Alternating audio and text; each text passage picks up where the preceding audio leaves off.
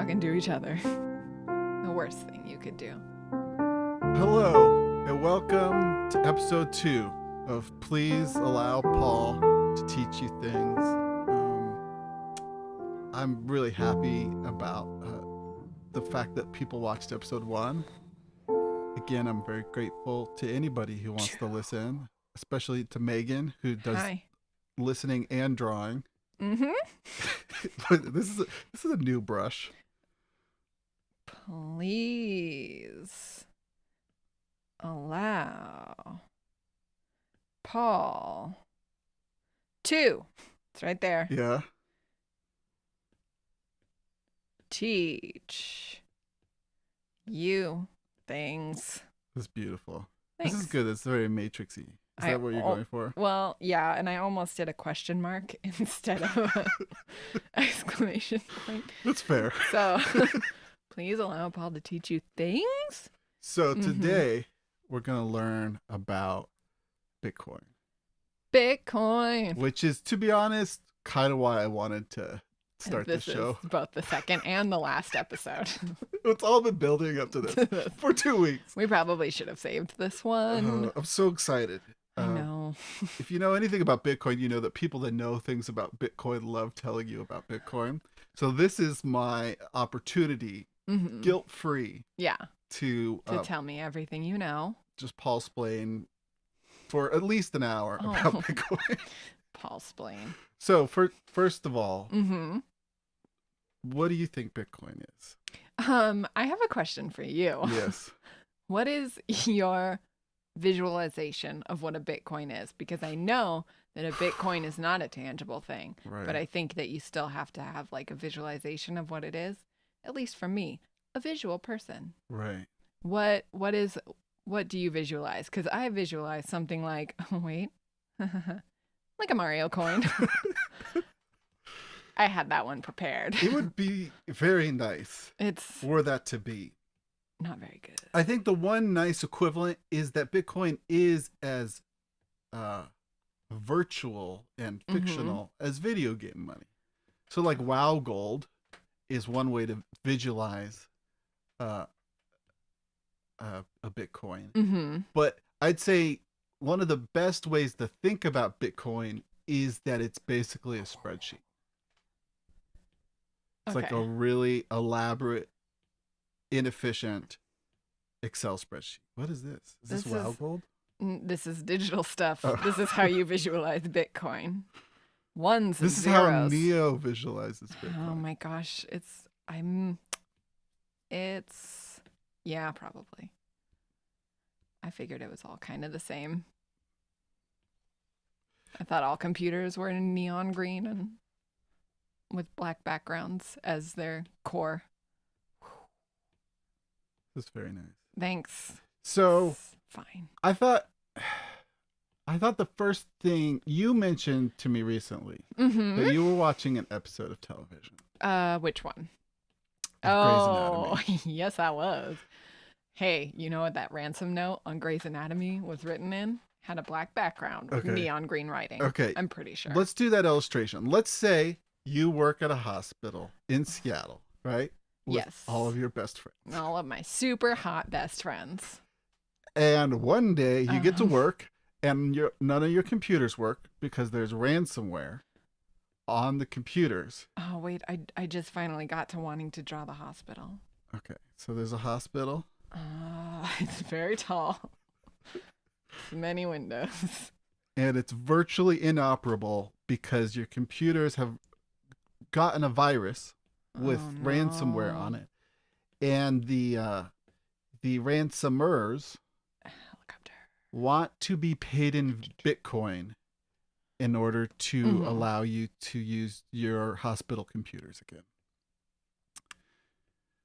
So there's something, one of the very first things that a lot of people say about Bitcoin, like, isn't that used by criminals? And I would say yes. And what isn't? I think the important thing is that the best money will be used by everybody. It'll be used by bad guys and good guys. It'll be used by rich people and poor people. And Bitcoin has some certain properties that make it harder to track than like using your credit card. But it's a little easier to track than cash, at least in some cases. So, so these ransomers have saying, give us your coins, and I'm guessing they said an amount. Yeah, it was something like 4,937 Bitcoins. Okay. It's BTC. Or I guess BC is taken. Yeah, there's BTC. Oh, sorry. I almost wrote please, the whole word, but these guys are computer boys. So it's BTC, or you can do a B with the lines through it like a $sign, but it's a B instead of an S. Oh, that sounds really innovative. Okay. 1 second here. Like a B. And then like this. Yes. Ooh. Nice. I like it. Okay. So now that's a lot of money. I've got a computer here. In the show. Yeah. The IT guy said it was $20 million. So $20 million divided by 4,937. Oh my gosh. Oh no. That means this is 20 million, right? Yeah. 6 zeros. Yes. That means at that time, the exchange rate for one Bitcoin was $4,000. Right now, as of our recording, I think it's around $3,500. One Bitcoin equal. Wait, was it 4,000? Yeah, about 4,000. So now this is an exchange rate at just like, this is what it's worth. This is what a Beanie Baby is worth, right? Like you can think of a Bitcoin is a collectible in some sense, and their price fluctuates. But at this time, this was a ransom for $20 million. So to resolve this, yes, there are two things you can do. One, you can get a computer security expert to possibly fix your computer without having to pay any Bitcoin. Yeah. That's hopefully they're using an old malware that's already been like reverse engineered and fixed, so you can like get your computer fixed without spending any Bitcoin. Yeah. That's hopefully. Can't remember how they resolved it. It doesn't matter. But let's say you can't do that. Yeah. So you need to get $20 million of Bitcoin. Oh, we're trying to, I need $20 million Bitcoin. Hey, I have $20 million. Tell me how to exchange it for Bitcoins, please. So there are a few different ways. So you could go on Coinbase, which is a website. You could use Square, the Cash app. Cash, okay. The Cash app. Ooh. You can buy Bitcoin. Or you can do something like called local Bitcoin. Local Bitcoin. Where you basically find someone on the internet who wants to sell Bitcoin. It's kind of like eBay. And then you meet them. Like preferably like in front of a police station, so no funny business happens. That's actually, yeah. And you give them $20 million. Uh-oh. Police are going to have questions about that. You work at a hospital. Hospitals have lots of money, right? Well, according to Grey's Anatomy, they do. But it goes super fast. Okay. So you have $20 million. You give the person $20 million. 1 second. I need to draw this guy. This computer guy that's in my computer. So if you're using if you're using a computer, then this is like on Coinbase or something. Well, they'll just pull it out of your bank account. I'm trying to create a man or whoever, who I meet on Craigslist. Oh, right. Like WTB, $20 million of Bitcoin. WTB. Want to buy. Oh my gosh. Wow. What do you think a person who has 20 million in Bitcoin looks like? Well, it's probably besides me. It's probably somebody who bought Bitcoin when it was like maybe $1 a coin. Oh. So maybe they spent $5,000. So they could be and famously these people buy Lambos. Yeah. if they're not holding on for the long term, they probably bought a Lambo. So you kind of revert who like 8 years ago had $5,000 to spend on Bitcoin. Okay. And likes Lambos. Ooh. But is still so into the project of Bitcoin that they're willing to meet with you in front of a police station to sell you Bitcoins. I don't know right? what that kind they of person still want the like. culture to succeed. It's a little broy. It's often broy. Yeah.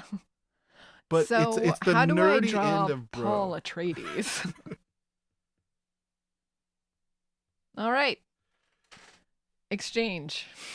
Okay, so you are a doctor and you're meeting this cool Bitcoin bro outside of a police station. You're holding $20 million. The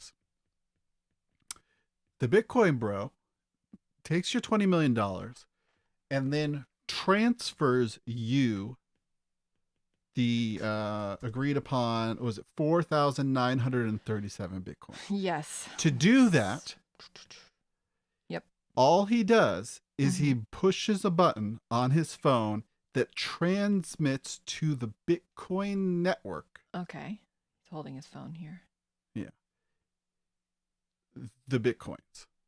Oh. So he is sending a signal. It's like he's posting on Twitter in a sense, right? He's creating a public message. Okay. That I, Bitcoin bro, now I own these Bitcoins, and now I want this fine doctor to own these Bitcoins. Actually, a surgeon. Sorry, sir. Is a surgeon different than a doctor? We still call him doctor. Okay. Just right, they make a big deal out of it in the this show. Fine so surgeon these Bitcoins. You transmit that to the whole network, right?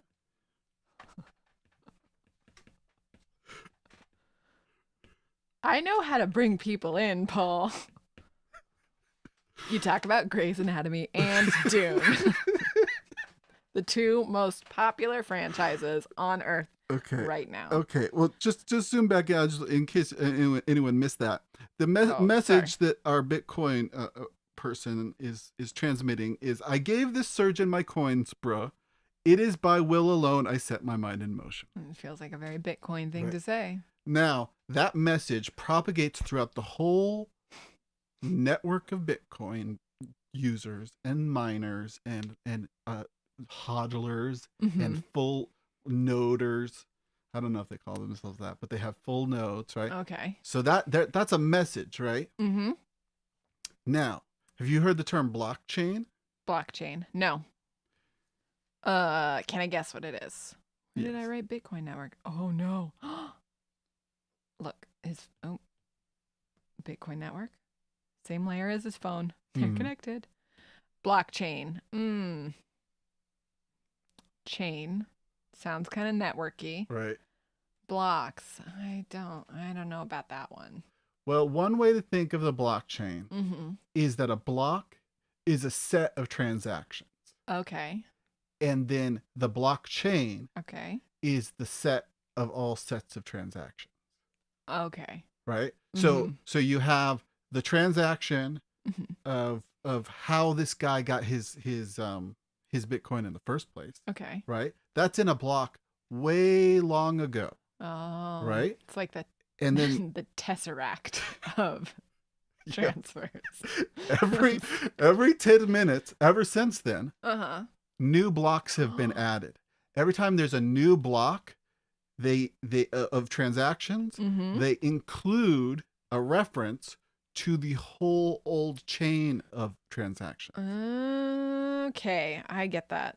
So it's like a real long historical timeline of every transaction ever made on the Bitcoin network.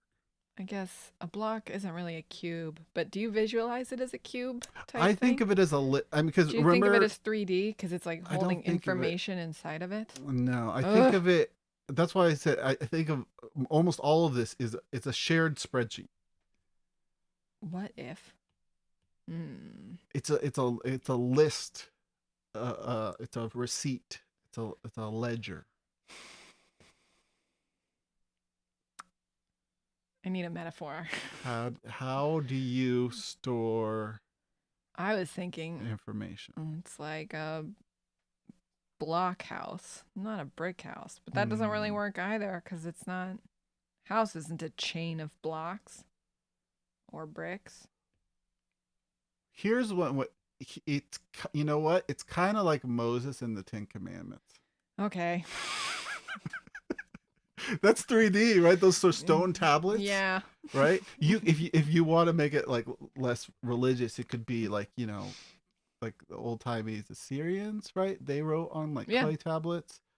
It's permanent. Codexes. It's a permanent record, right? Once you create a block, and then you say that block says it has the information of all the transactions, right? Because remember, we had that transaction that was broadcast to the network, but it wasn't yet in the blockchain. Okay. And once it is added to a block, and that block is chosen by the network as the official block, now, in a sense, that transaction has been verified. Does that make sense? Like there's a difference between saying I wish to transfer this money and being having official. Yeah, the whole network decides, and now it's official. It's always made sense. I just needed a visualization for it because otherwise I don't have anything to draw. So what's this one? This is the blocks and they're chained together. Right. Okay. I guess. I don't know. Yeah, one way to think of these. So you have maybe there's a little bit of writing on each block. Okay. Right, and that's the list of transactions. You know what? We are going to worry about it because I want to do a good job. That's fine. You got that. I want this to look nice. All the info.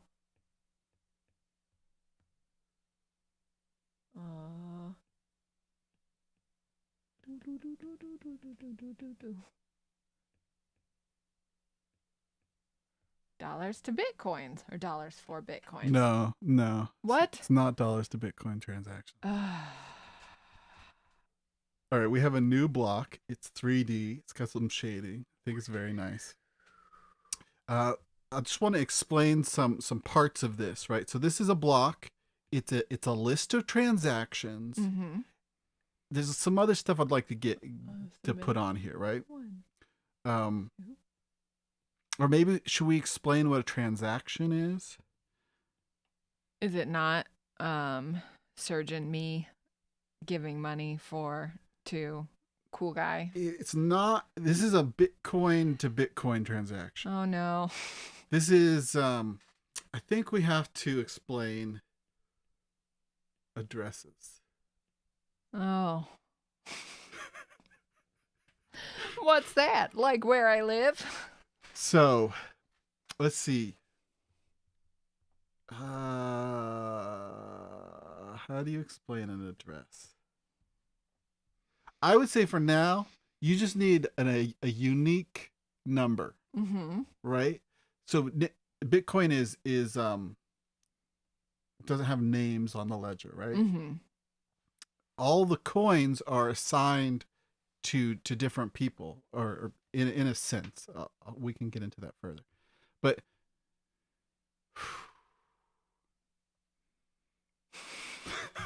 oh no, I don't know why I'm having a hard time. I don't know what an analogy for an address is. I guess it's not like a home address because you make new ones all the time. Okay.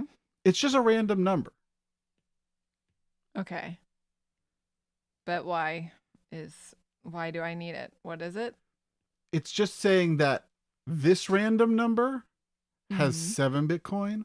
Okay. And this other random number has 25 Bitcoin. Wow. And this other random number has 0.01 Bitcoin. Right? And the transactions are just moving the Bitcoins around between those different addresses. Okay. So the surgeon, get it right, gave the Bitcoin bro an address. And the message that the Bitcoin bro created to broadcast to the whole network said, I want to assign the Bitcoins that I own to this address. Okay. And it's the address the doctor told him to all right. send it to. So that's what a transaction is. It's saying the person who is authoritative over this Bitcoin address, want the Bitcoins that I own to be moved to a different address. Okay. So Bitcoin is just a block in the blockchain is just a list of those transactions, and then it points to another block. It points to the last known block that it thinks is a good block of transactions.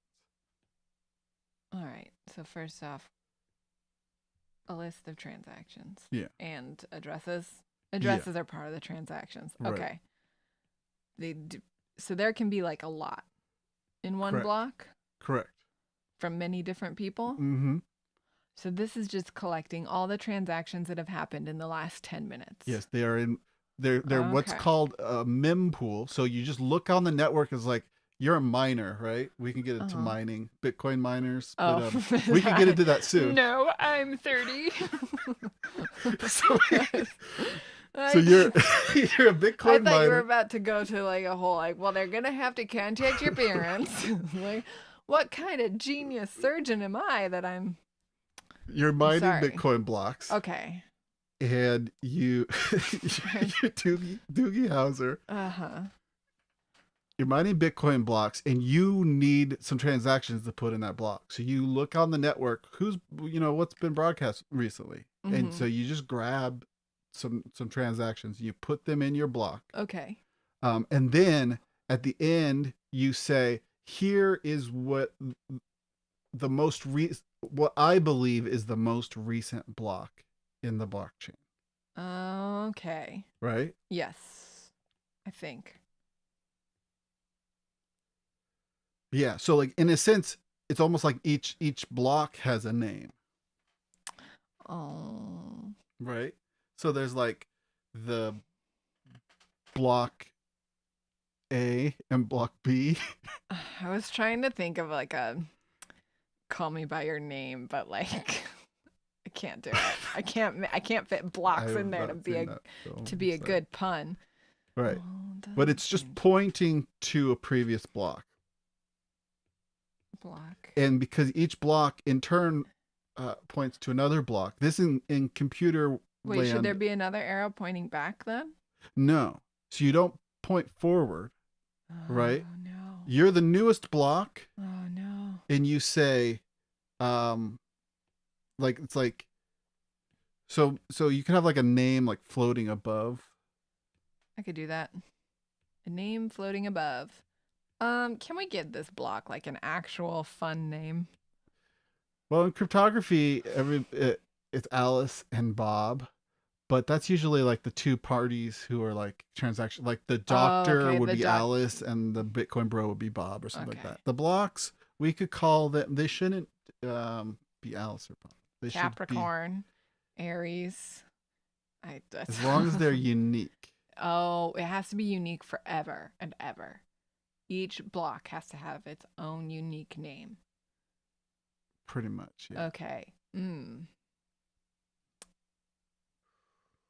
Oh, man. We had the whole world open to us. I'm just really excited. Oh, I learned something on Jeopardy last night. Okay. So last night, that would mean Thursday, because we're recording this on Friday. Oh, no, it was Wednesday night. Anyway. So Wednesday night, I learned a thing on Jeopardy, and the final clue, T.S. Eliot named like all million of his cats. And one of them he named George Pushdragon.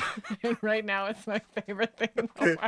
That's very good. Okay, so block one is George Pushdragon. George Pushdragon. All right, block one, George Pushdragon. All right, so that's a block that already exists, right? Okay. Now a new block is being formed that includes the Bitcoin Bros message that he is transferring some of his Bitcoin to this doctor. Okay. This surgeon. Right? So this is the new block. New block. And it could be called, I was thinking something like Fred Stairmaster. Is that? Well, T.S. Eliot didn't name his cat Fred Stairmaster, but We can do Fred Stairmaster. I I like mean, if it. you have another T.S. Eliot, that's fine. They were no, I don't. They were all really like weird names. I can't even remember what they were. I just only remember George Bush Dragon. Okay. Sorry, Fred. Stair as in you climb up the Yeah, stairs, or like a stare as in stairmaster, I'm like staring at the you. trademark term, Oh, stairmaster. can we use that? I think so. Should we change it to staring? As in, I'm going to just in case. Okay. Da-dum. All right. So now we have the transaction Mm-hmm. between the Bitcoin bro and the surgeon Mm-hmm. in this block that's called Fred Stairmaster. Okay. And also in this block is a reference to George Push Dragon. Ooh. That's what makes it a chain, is that the most recent block points to what it believes was the last most recent block. G. P.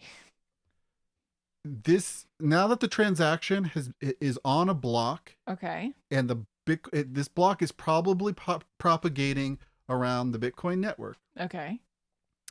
and it's fairly safe to believe that this is now a permanent fact that will always be on Bitcoin's blockchain, Okay. that nobody will ever forget. All right. But due to certain security reasons, Mm-hmm. if you're doing a very large transaction such as $20 million, Yes. it's best to wait for a couple more blocks to be created. They say around 6 makes it, once your transaction has been included, the block that your transaction appeared in, once that block is like 6 deep into a blockchain, Mm-hmm. it's basically mathematically impossible to ever change the fact of your transaction. Okay. So really. So wait, if you want to do another big one, you gotta wait for over here, No, or that's should it's. I'm saying should- so each block is 10 minutes, right? Uh-huh. At the point that you have made it, 6 blocks have been created, and Mhm. your transaction is 6 blocks old. Mm-hmm. At that point, you can be just completely certain that your transaction will never be erased. Okay. All right. So like after an hour. Right. So you could do all sorts of other things in the meantime, but you might Mhm. want to sit in front of the police station just making sure Then that Bitcoin Bro is not a very elaborate scammer yeah. who's going to reverse Mhm. the transaction. Does that make Alright. any sense? That makes sense. Yeah. So that's a blockchain. Wow. Here we go. Each block just refers to the past set of blocks. Well, anyway, there's my blockchain. It's beautiful. Thanks. So now that your transaction is on the blockchain, Mm-hmm. the Bitcoin network knows for a fact that you own these 4,937 Bitcoins. Okay. Now you can make a transaction to the address of the ransomer, of the horrible person who is holding your hospital hostage. I totally forgot about that person. Right. You were doing all this work to get some Bitcoin. So I can, yeah. And the scammer has provided you an address Uh-huh. to send this Bitcoin that was so dearly purchased. Don't worry about it. Oh, I forgot where I was going with that. I got so distracted by Fred Stairmaster. There's plenty more money where that came from. Okay. The guy who owns a hospital inherited like $250 million. That's Don't great. worry, we're fine. I'm so happy. I hope this never happens to you, but in that case, I'm glad that at least the person has a lot of money. Yeah. So yeah, so you just make another Bitcoin transaction. You do the same thing that Bitcoin Bro just did. You broadcast to the Bitcoin network that you're transferring. Oh, can I like dox the person and be like, hey, they're holding my hospital hostage? Well, see, that's an interesting thing. So there was a time when Bitcoin was thought of like the best money for crime. Uh-huh. But What's the best money for crime now? I don't know. Solid gold. Well, there are other cryptocurrencies that have Oh. more privacy characteristics. Oh, Because man. if you think of this blockchain, Mhm. it's a perfect record of everybody who has ever, or not every person, every address, which this coin has ever been assigned to. Okay. So when you transfer Mhm. your hospital Bitcoin Mhm. to the horrible scammer, Yeah. that now is on the network, and you can but someone who can look at that transaction and say, well, where did that coin come from? And then it will look, and it's like, oh, interesting, there was a transaction for 4,937 from this other address from this guy who bought 6 years ago and only had spent some of his Bitcoin on a Lambo and kept all the rest of his Bitcoin. Yeah, there we go. So you can trace back the history of some Bitcoin. Okay. And there are techniques that people do to try to make it more anonymous. But if someone is unsophisticated, as soon as when they try to buy a yacht with their ill-gotten gains, right? When they're let's say they go on Coinbase, or as soon as they basically try to put the Bitcoin, soon as they send the Bitcoin to an address where governments know who owns that address, right? Then it's a transaction that governments can like deal with, and bust you for crimes. Yeah, and a lot of people have been busted for crimes. Okay, They did all the stuff with Bitcoin, but once they tried to get their money out, then it was clear who they were. They got okay. Like, for instance, the one way to do is like this local Bitcoin situation, right? Yeah. This guy, if he had gotten his Bitcoins in a legal way, right? When he showed himself in person saying, hey, I'm the person who owns all the coins at this address, he's basically giving a testimony to the police. Were those coins that he had ill-gotten? He's saying, hey, I'm the person who did the ill-gottenness. Oh, okay. I think I understand. So that was a very high-level overview of how to use Bitcoin in case of a ransomware attack on your hospital. Good thing we had a military expert who did computers or something and was able to send them a virus, because the FBI, no help here. Is that how it was solved? Yeah, something like that. They didn't have to spend $20 million. They didn't. Oh, she wanted to, but then the chief wanted to. It's a whole thing. All right. I'll regale you later. Well, all those transactions are on the blockchain now, and they're forever true.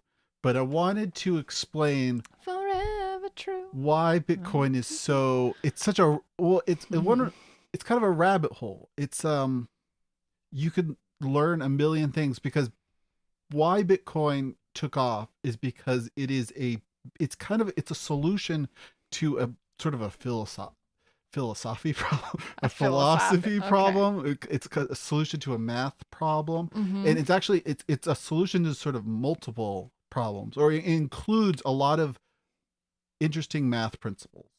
The two big ones that people should learn about are the public-private key aspect. The address is the public part of a public-private key. Okay. And if we have time, I'd like to explain that. But first, I want to. How long have we been going? I want to explain the Byzantine general problem. Ooh.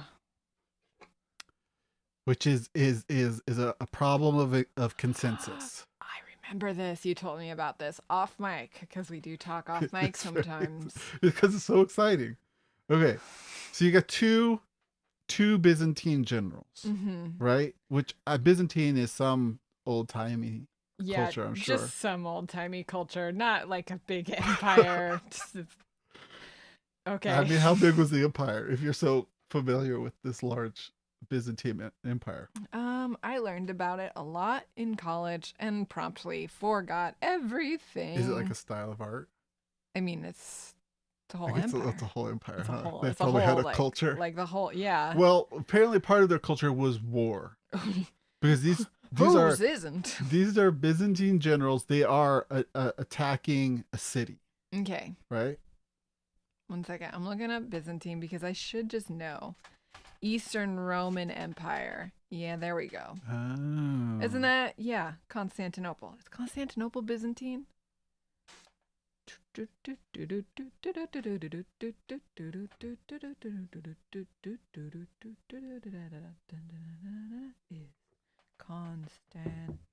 Constantinople.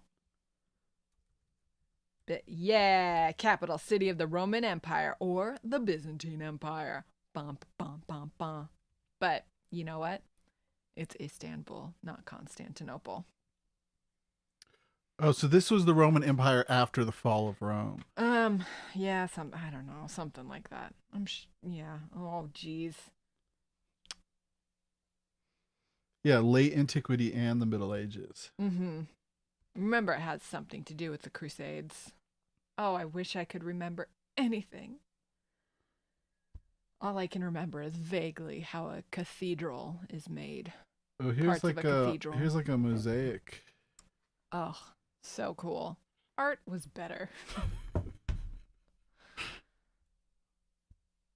That light source is incredibly incorrect now.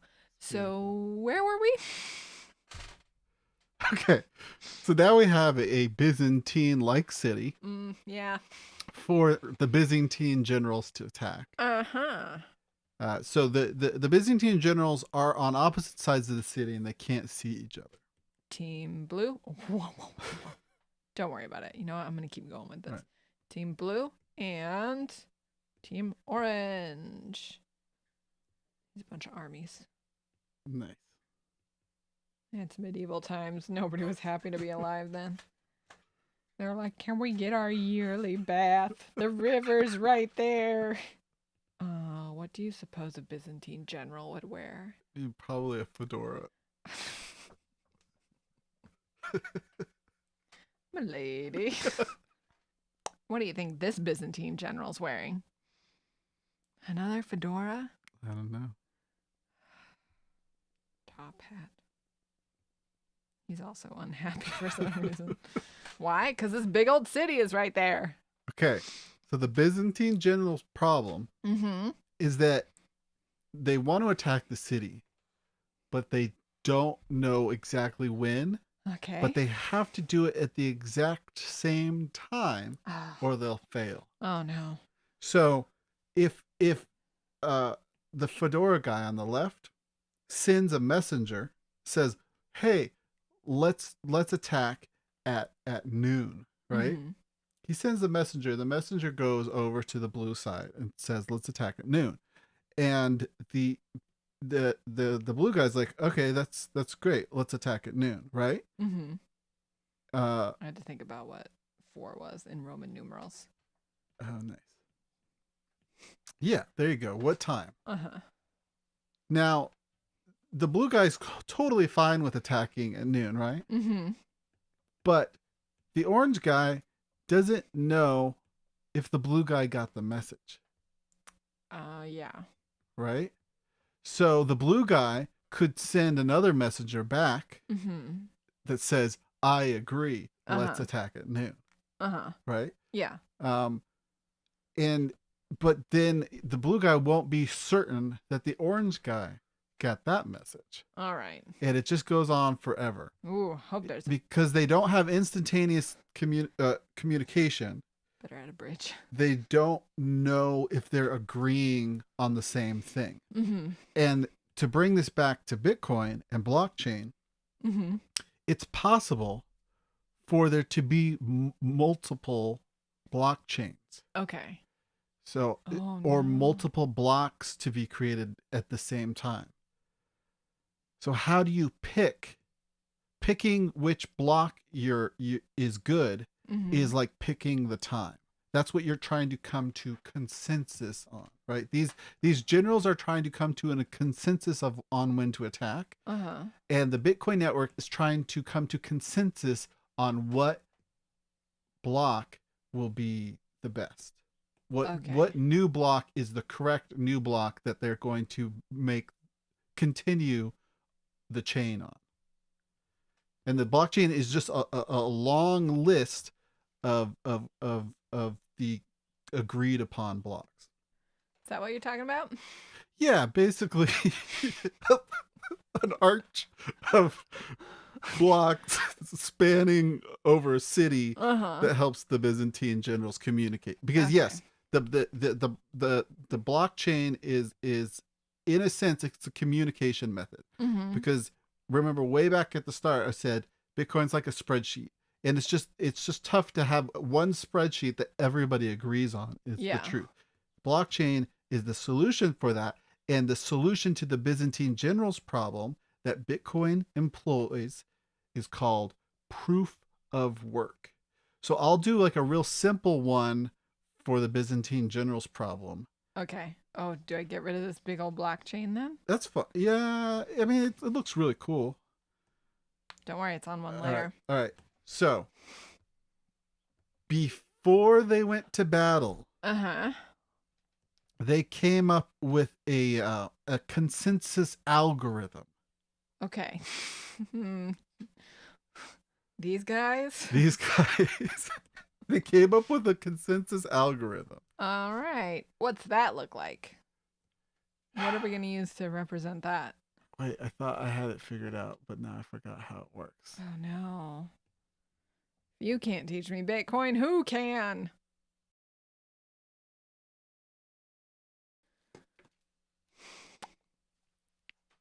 Okay, where were we? You said something about an algorithm. A consensus algorithm. Right. So they have a consensus algorithm. And I thought I knew the analogy to generals. And I don't. You don't at all. So this is just a big... I can explain to you how the actual Bitcoin network works. But it won't really involve I feel the right city. You know how I feel right now? How do you feel? It's such a nice city. You know, we could come back to it if we could think of the analogy. I'll never conquer this city. Look at it with its beautiful Byzantine Roman arches and some straight lines and all its tiny windows and its domes. Movie where dad travels back in time and son has to rescue him. Go. Top time travel movies. It's definitely not going to be in the top, but it is one. So it's not Looper. So it's not Back to the Future. It's not Primer. It's not Back to the Future 2. Time Bandits? No. No. Terminator? No. Donnie Darko? Not. No. 12 Monkeys? No. Hot Tub Time Machine? Brigadoon? No. Brigadoon! Brigadoon is time travel? I've never seen Brigadoon. Well, it's technically not really time travel. Brigadoon, the town falls asleep for 100 years. It appears every 100 years. So, in a way, they're kind of traveling through time, but... Bill and Ted. No. Time Cop. Oh, no. Wow, that looks amazing. Terrible time travel dad Time movie. Crimes. I saw the name of that and I'm really interested. Time After Time. Time after time. Timeline. Is it called Timeline?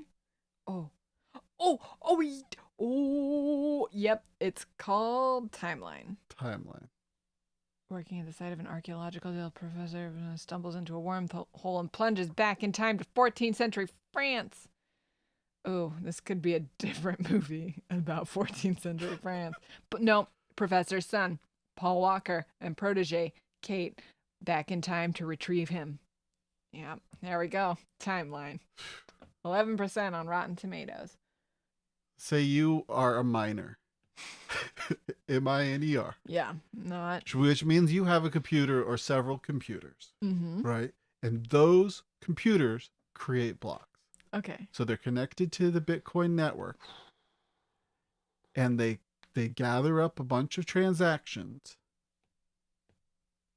This is me over my computer domain Okay. making boxes. making blocks. Ha ha. So transactions come in from the network, Yes. right? And what you do Mm-hmm. is you take all those transactions, which are just person A gives money to person B, gives Bitcoin to person B. Okay. You put them all together, and then you hash them. Ooh. Hash them up. So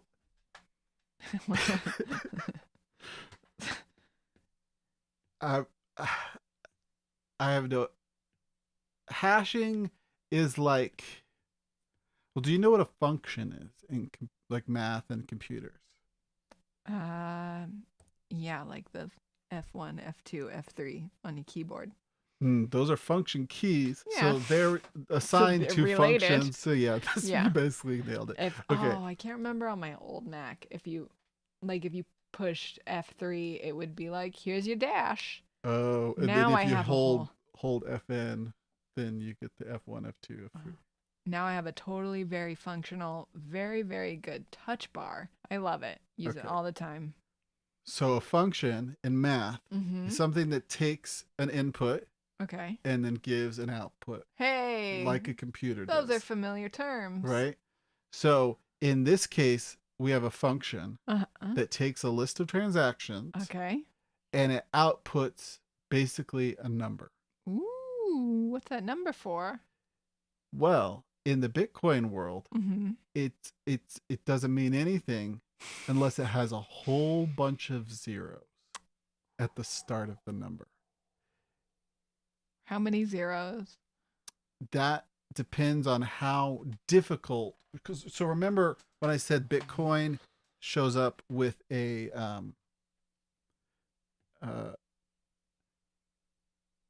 Bitcoin has a new block every 10 minutes, right? But there's tons of computers working on the blockchain at any given time. There's a ton of different computers mining at any given time. So the algorithm is adjusted so that the odds are one of those computers, let's say there's 1,000 computers, one of those 1,000 computers is going to generate a block every 10 minutes. Okay. So it's based on, the difficulty is based on how much computing power the network has right now. Okay. And so it in a sense, it's kind of like a lottery, right? Mm-hmm. So you have your set of transactions that you think are the most recent transactions, and they are good transactions that you agree with, and you think that they belong on the blockchain, right? And then you have something called a nonce, which is just like a random little number that you add, right? Okay. Because what a hashing function does is it takes an input of transactions or basically any digital input. Like it could take a file. Like this, something similar happens when you download a file from the internet. You can receive a hash of it, which is a short little number, right? Okay. And you can your computer can verify that the file that you ended up downloading matches the hash. So it's a way to know that you didn't get scammed and someone didn't give you the wrong file. Okay. Because the hash is really easy to transmit, and it's really easy to verify. Does any of this make sense? Well, kind of. Not really. What does it have to do with Bitcoin? All the numbers get hashed. Well, oh my gosh. the lost. the block is the block that had the network has agreed beforehand. The consensus rules, the Byzantine generals have agreed that whoever comes up with a block with a bunch of zeros at the beginning of it, we're going to use that block. Okay. And because it's so hard to come up with a block, you typically only have one typically only have one block. Only one computer every 10 minutes on average will come up with a block. With a block. And so it's a way for everybody to agree. It's a way to reach consensus. I see. And what is the real world version of this? There is no real world version of it. I don't know. I don't know how banks work. Well, the Byzantine generals could have computers. What you mean? How actual banks work? Well, see the nice thing, the reason that this is necessary is because there isn't a central authority in Bitcoin.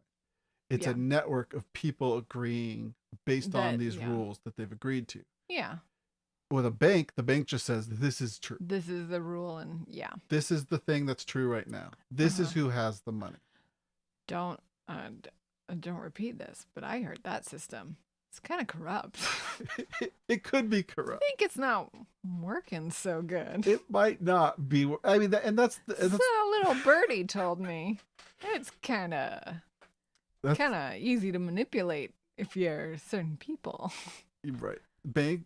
Not to get too controversial here, but somebody told me banks not great. And this is there's a whole political motivation. So there's like a political motivation to have a currency different than the currency issued by your government and the Federal Reserve.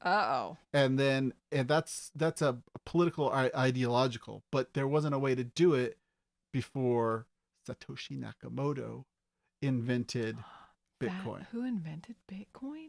Yes. Wow. We don't know who that is. Well, we know his name. Or her. Or them. Or them. Could be.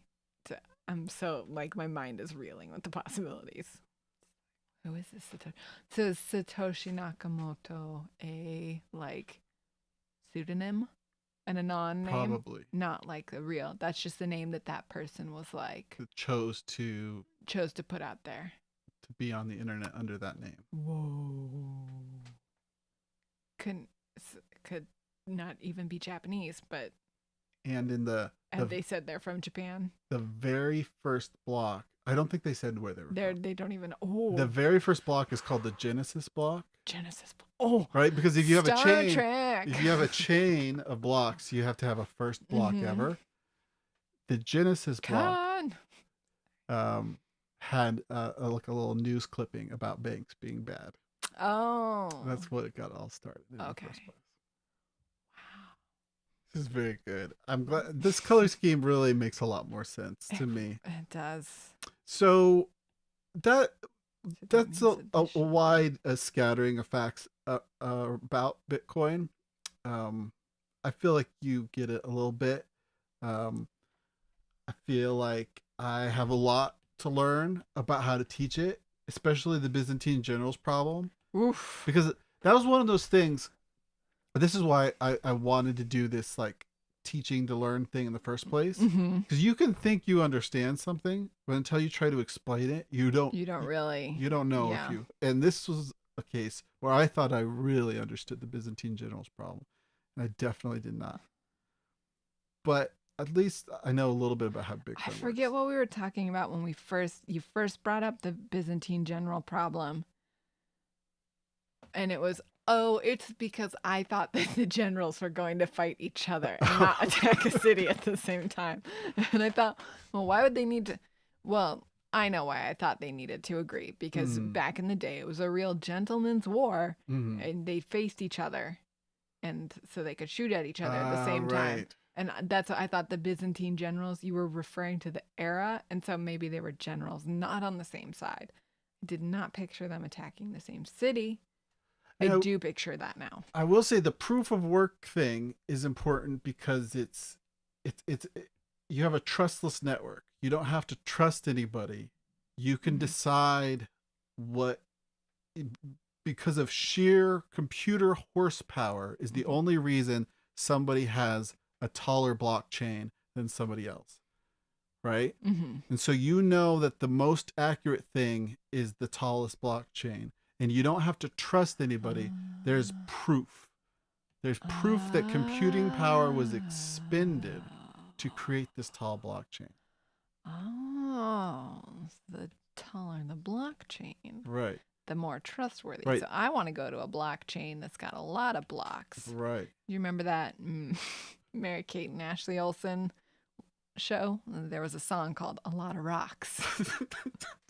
A lot of blocks. I gotta get better at wrapping up these episodes. Let me wrap it up. Okay. This is what I learned about Bitcoin. Higher the blockchain, more trustworthy. What else? A Bitcoin right now is worth, a Bitcoin at the time of Grey's Anatomy, the episode, was worth 4,000, around 4,000, right? Mm-hmm. Addresses. If you're going to make deals with somebody, do it in a safe place, in front of a police station, I was going to say in front of a hospital, but apparently those get hacked. Yeah, that's what I learned. That's good. I'm really glad. I'm really grateful to you, Megan. I'm grateful to people who are watching this and listening to this. And I don't want to be that person, but you did say watching. Yes. I'm just, you know what? I'm flustered because of the Byzantine. You really wanted the Byzantine thing to work out. It's going to work out next time. Thank you. Okay. All right. Well, thank you, everybody. Have a good week. Yes. Bye.